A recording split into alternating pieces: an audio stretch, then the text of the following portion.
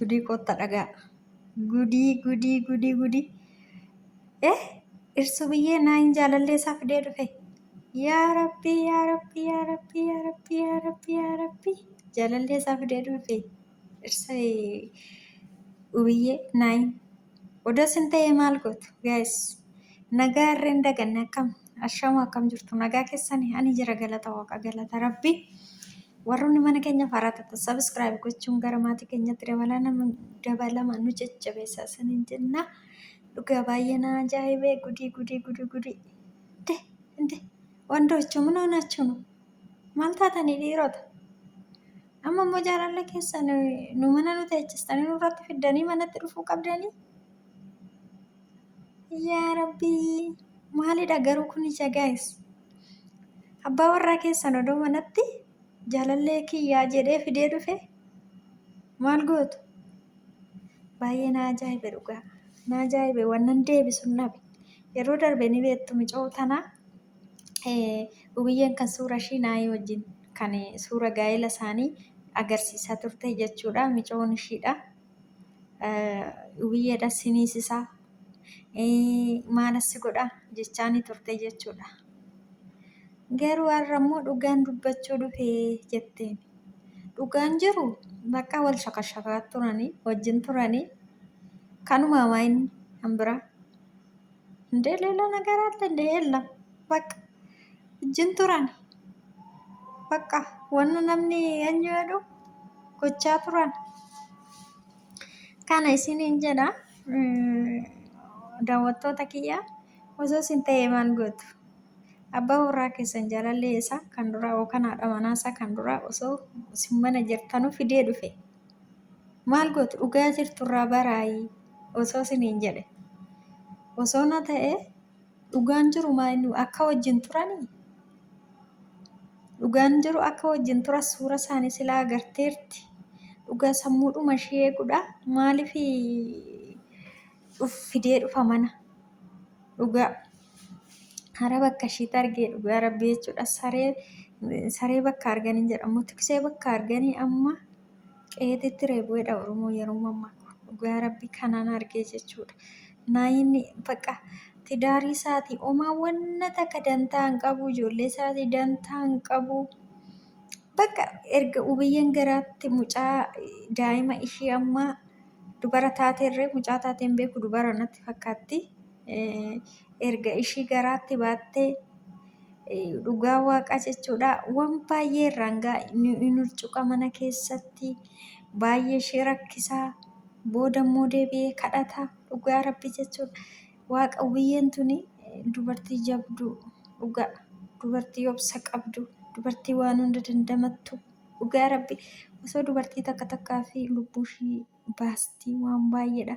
Garuu ishiin immoo lubbuu ishii hin baasne bifa kanaani ofirraa dhoowwarte jechuudha. Dhugaa har'a immoo darbee haadha warraasaa kan dura fuudhe kan ubiyyee dura fuudhee dhokse fidee dhufee jechuudha bootaa dhokse. Baasee boolla awwaalee qotee fidee fi dhufee jechuudha. Haa ishiin tun dulloomte kaa bakka ishii tana fuudhaam ishii duraa sanatti deebi'a. Wayyoo ubiyyee bannaati ubiyyeen ikkoo dhugaa waaqa jechuudha. Zalzaallaa akka mucaa kanaatiin mallee dhugaa isiniin jedha. Zalzaallaa naayin kun zalzaallaa. Dhugaa intala faafii jedhamtu hin beektu maallaqa irraa nyaachaa ture jechuudha biyya Arabaa hojjattee. Ubiyyee viidiyoodhaaf malee ani ishii wajjin hin turre. Ani haadha manaa koo miti garuu viidiyoo irratti bicha haadha warraa kootii daa'imni isaan koo miti ashiiti. Ani viidiyoo irratti abbaa warraa ishiiti jedheeni micoo amansiisee faafii jedhamti mica ittiin biyya Arabaatirraa maallaqatti ergaa turte inni silkii jalaa kaasuu dinnan qaxxattee galtee jechuudha. Qaxxattee galtee mana isaa deemtee mana isaa yeroo deemtu hin danaggatte jechuudha. Rifatee achumaan bakka booda micoo wajjin ba'ee micoo irra garaatti baatteerti. Yeroo duraa tokko viidiyoo irratti dhufaa turte. Amma immoo kashiinis da'uun ooltu kan naayaa ta'uu dhabu Rabbi haa beeku. Ani isa hin beeku dhugaa waaqaa jechuudha.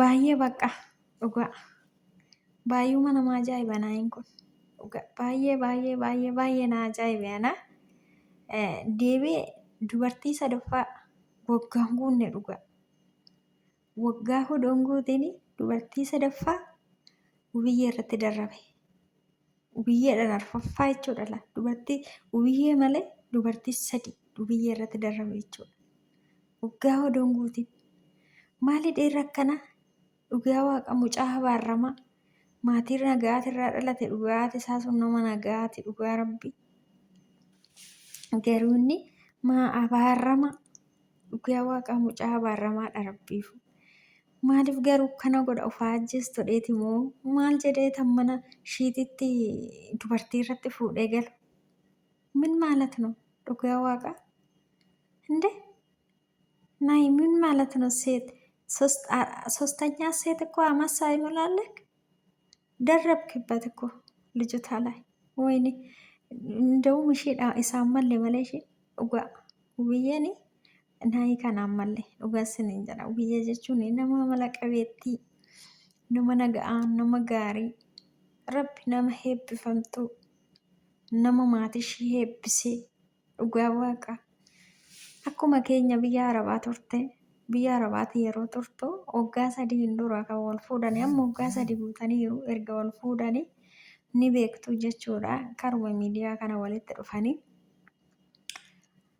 akkuma immoo waggaa lama nagaan turanii waggaa kana immoo waggaa sadaffaa isaanii yeroo qabatanii bixixiin kun itti dhufee jechuudha daa'ima lamarreen godhatanii dhugaa galata rabbii mashaallaa irraa jedheen jira.